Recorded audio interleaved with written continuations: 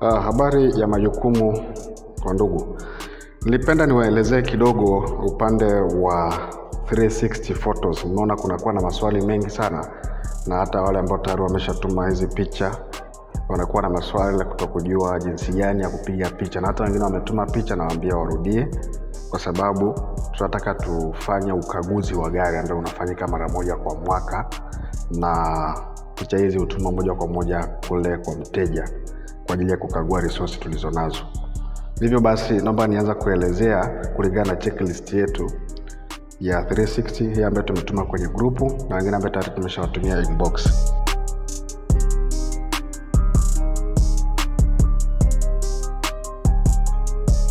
Cha kwanza kuna front view na rear view.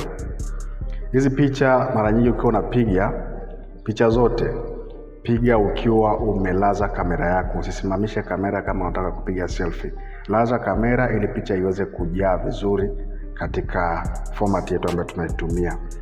Kwa hiyo front view unaweza kupiga, usipige kwa kusimamisha kamera. Hakikisha unalaza kamera, alafu ukishaandika namba ya gari pale kwenye open camera yako, unapiga front view, gari yote inaonekana na inajaa vizuri. Na kwenye rear view manake ni upande wa nyuma. Upande wa nyuma pia unapiga picha upande wa nyuma, si kwamba unapiga picha kwenye engo ya nyuma, unapiga picha kwenye upande wa nyuma. Naomba tuelewane vizuri. Kuna wengine wanapiga picha kwenye indicator pale, anasema kwamba anapiga nyuma. Yaani ipige upande wa nyuma wote unaonekana vizuri.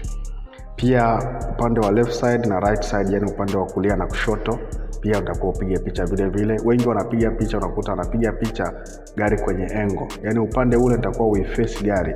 Na ukitaka upige picha vizuri gari yako uweze kuizunguka nyuzi 360. Yani si kwamba umepaki katikati ya magari au umepaki sijui sehemu ambayo ni ndogo. Utakuwa uweke sehemu ambayo ina uwazi, unaweza kaizunguka yote kwa nyuzi 360, ndio unaweza ukapiga 360 yako ikakaa vizuri. Na upande wa load bin cover, hii mara nyingi ni kwa wale magari ya project na magari ya engineer, yale ambayo ni double cabin. Kule nyuma waga haruhusiwi kuwekwa chochote, kwa hiyo yanakuwa na cover. Lakini magari haya ya FT au magari ya mafuta mara nyingi yanakuwa yana tank la mafuta au boza. Kwa hiyo hii picha si muhimu sana kwa hasa kwa FT. Kwa hiyo unaweza kaiacha tu. Sasa tutaandika not applicable. Windscreen tafadhali upige windscreen ionekane yote vizuri. Usipige tu front view kwa jua labda ni windscreen. Windscreen muhimu sana kuonekana kwa sababu haitakiwi kuwa na crack na yote, kwa mteja lazima aione vizuri.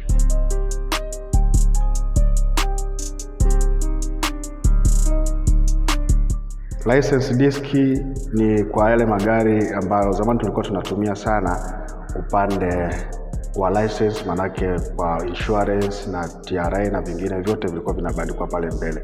Kwa hiyo sana pale utapiga kama gari yako tayari bado ina zile sticker, utapiga zile sticker pale alafu utatuma. Na la sivyo basi wakati tuna confirm online kwamba gari namba fulani je ina insurance ama sio. Kwa hiyo pia pale usisahau kuattach leseni yako, kwa sababu ni license mbili ambazo tunaattach, ya gari pamoja na anaendesha gari.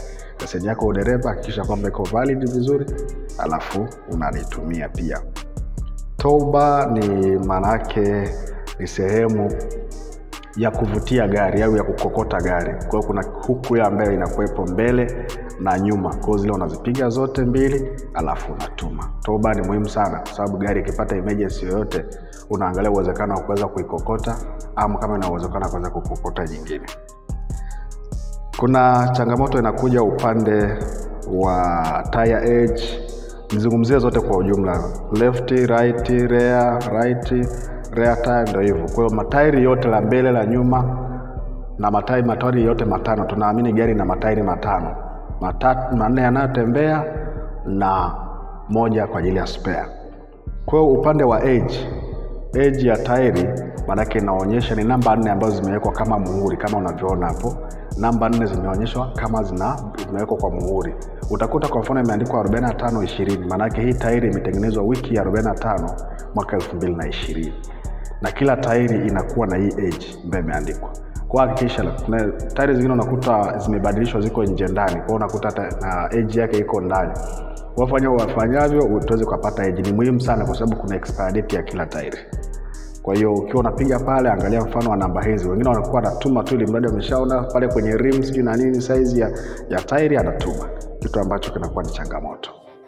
Kwa hiyo hakikisha tairi zote mpaka spare tairi unapiga age zake.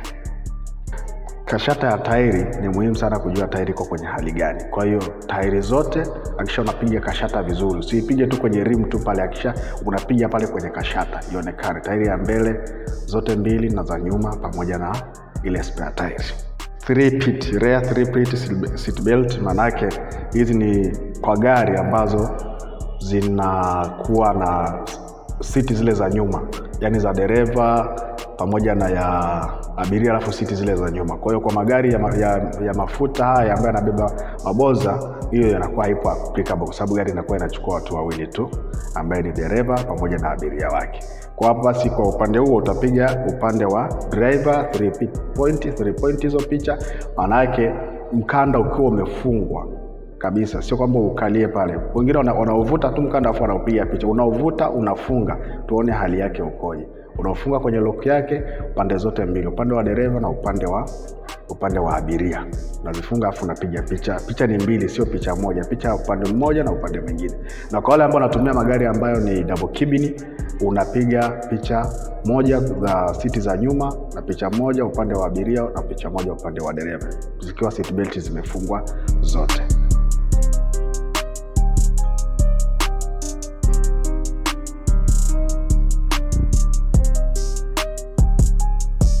Alafu upande wa odometer walio wengi anapiga picha kwenye odometer afu gari kazima. Sasa sisi kwa mfano zile gari ambazo ni digital, uweze ukaona kilomita ziko ngapi. Hapo lengo ni kuangalia kilomita wakati unapiga picha, ilikuwa na kilomita ngapi, ili tuweze kulinganisha pia na service yake kama imepita ama bado.